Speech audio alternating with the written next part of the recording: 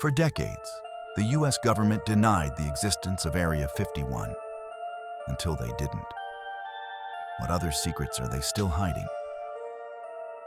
Did the US military perfect time travel?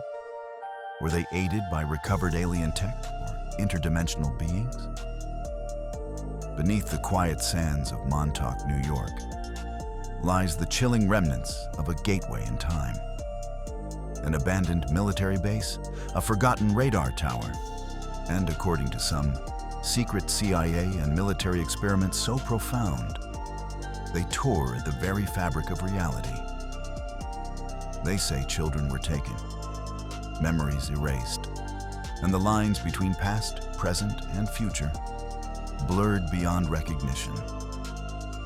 This is the story of the Montauk Project, and the men who say they survived its impossible depths.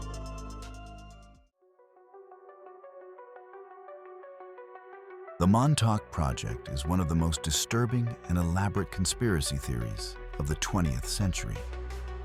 It sounds like science fiction, but for those who claim to have lived it, it was terrifyingly real.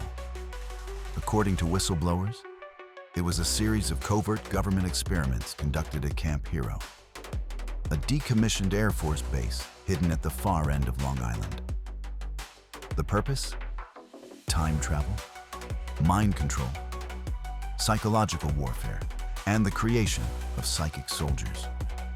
They claim it all began as an extension of the Philadelphia experiment, a secret 1943 naval test that allegedly rendered the USS Eldridge invisible and teleported it through space and time.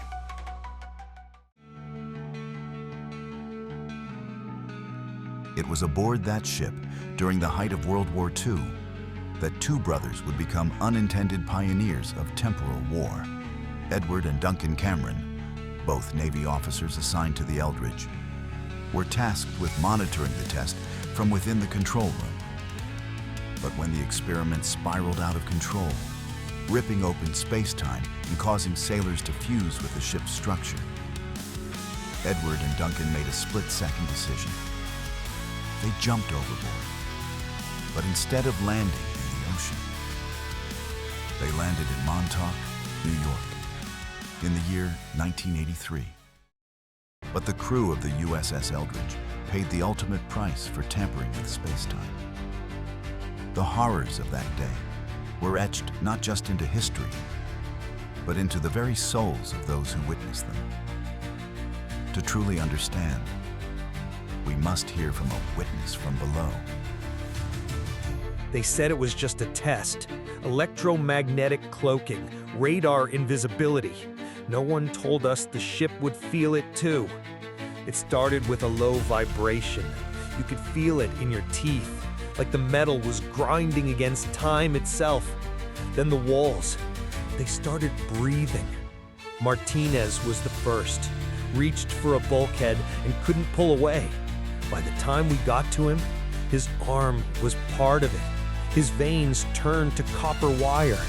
His mouth opened, but no sound, just static. I tried to run, but the corridor kept shifting, like it knew where I was going. Jenkins vanished into the floor. Harper's face stretched across the panel beside me, eyes still moving, still alive. The ship wasn't just moving through space.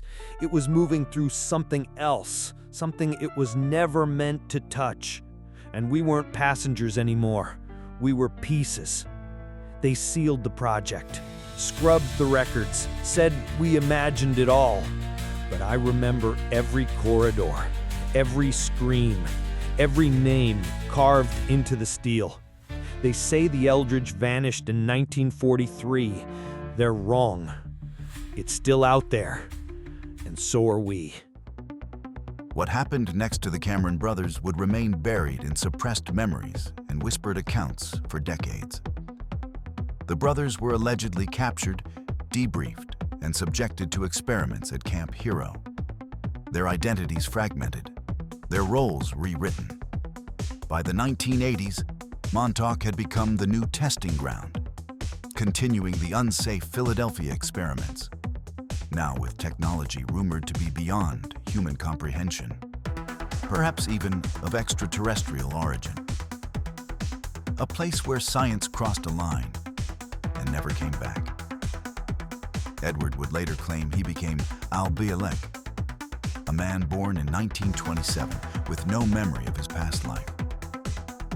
Duncan would become something else entirely. Preston Nichols was an electrical engineer working for defense contractors, with a focus on radar and electromagnetic research. In the early 1990s, he came forward with shocking claims that he had recovered suppressed memories of working at Montauk, that he had helped build the chair, a device capable of amplifying human psychic energy so powerful it could create matter from thought. If the subject thought of a book would appear.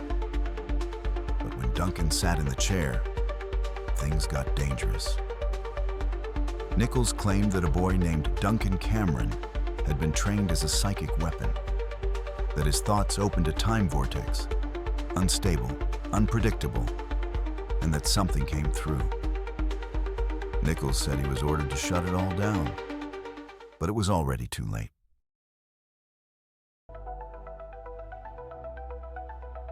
While Preston Nichols built the chair, Duncan Cameron became its most powerful subject. According to Nichols and other insiders, Duncan wasn't just a test participant.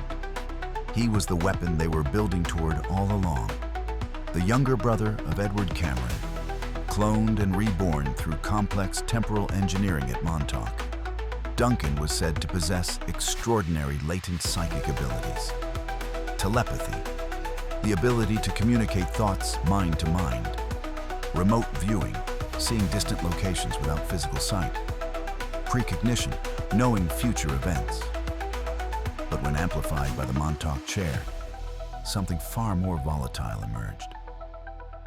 He could manifest objects just by thinking about them. Entire buildings, creatures, people. But the more he used the chair, the more unstable it became. In August 1983, during the final hours of the Montauk Project, Duncan reportedly unleashed a catastrophic psychic storm. Nichols claimed that Duncan opened a time vortex so powerful it threatened to swallow the base itself. What came through the portal has never been identified. Some say it was a creature, Duncan's fear-given horrifying form. Others say it was a rupture in space-time that could not be sealed. To save the base, Duncan expended his life force to drive the creature back and close the rift. Realizing the experiment had gone too far, Nichols said he and others initiated an emergency shutdown. The chair was dismantled, the project buried. But Duncan Cameron, the boy out of time, the psychic weapon, was gone. To this day, some believe fragments of his consciousness still echo in the places the vortex once touched.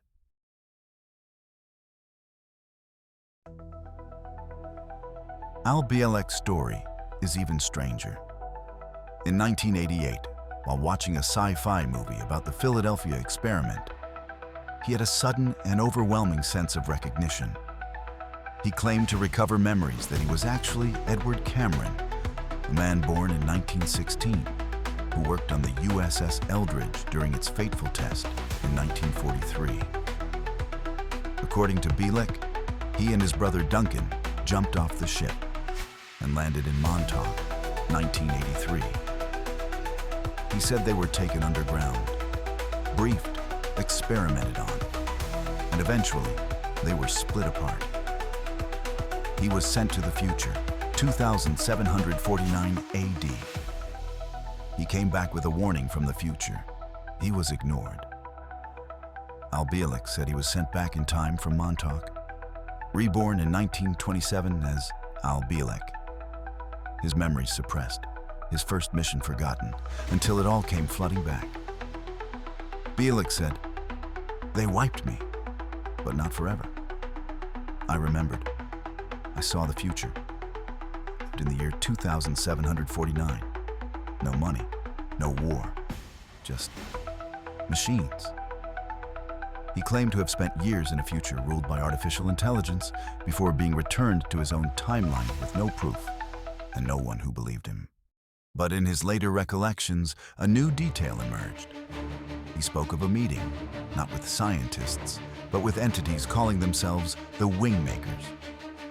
Bielek said, "They told me the timeline was fracturing, that our interference, my interference, was contaminating the multiverse.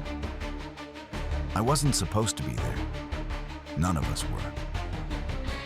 According to Bielek, the Wingmakers, ancient interdimensional entities said to be guardians of time, warned that time travel was destabilizing reality itself, that the Montauk experiments had opened rifts in space-time, ones that couldn't be easily closed. Bielek's memories had been jumbled by overlapping timelines. In one timeline, Bielek was sent back to 1983. They tasked him with remembering, with telling others. Unfortunately, in this timeline, he did not return to a functioning military site. Montauk Base had been abandoned.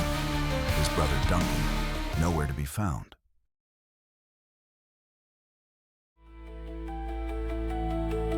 Stuart Swerllo doesn't claim to be a scientist. He claims to be a survivor. According to Swerllo, he was taken to Montauk as a child, along with hundreds of other boys, many of them never seen again. These were the chillingly named Montauk Boys. It was in Lab 7, they called it conditioning. He says they were subjected to trauma-based mind control, conditioned to open space-time portals, tasked with interdimensional missions, weaponized, sent on seek and destroy operations, even tasked with stealing alien tech. Swerllo said, "They fractured our minds to build psychic abilities. We weren't students, we were weapons." He says he was used for remote viewing, time travel, even contact with alien species. After the program was shut down, he struggled with mental illness, identity loss, and strange, unexplainable memories. Today, he writes in lectures about deprogramming and helping others who believe they too were part of Montauk.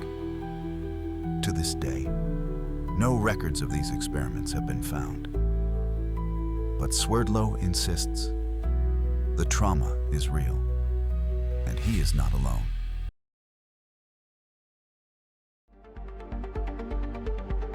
Today, Camp Hero is a state park. Tourists walk the trails. Children play by the radar tower. Most don't know the stories whispered about what lies beneath. No official agency has acknowledged the Montauk Project. No hard evidence has ever emerged. And yet, the claims persist. Skeptics call it pure science fiction. But believers point to real programs. Time, space, and dimensional travel, that was the CIA's gateway process. Mind control and illegal human experimentation, that was the CIA's MKUltra program. And telepathy and precognition, that was Project Stargate. These theories, revealed by the Montauk Project, aren't just possible. Our government actively pursued them. Is Montauk a cover-up so deep it erased its own existence? Or a collective hallucination triggered by Cold War paranoia and too many late-night broadcasts? 3 men, 3 impossible stories. Each claims to have seen what we were never meant to know. Time travel, psychic warfare, memory suppression, and something else, just beneath the surface. What if they're telling the truth? What if the Montauk Project never ended? And what if you were part of it and just don't remember? What do you believe? Let me know in the comments below. And subscribe to Shadow Trace AI for more deep investigations into government secrets, unexplained encounters, and the unseen forces that shape our world. And remember, keep watching the skies. The truth is out there.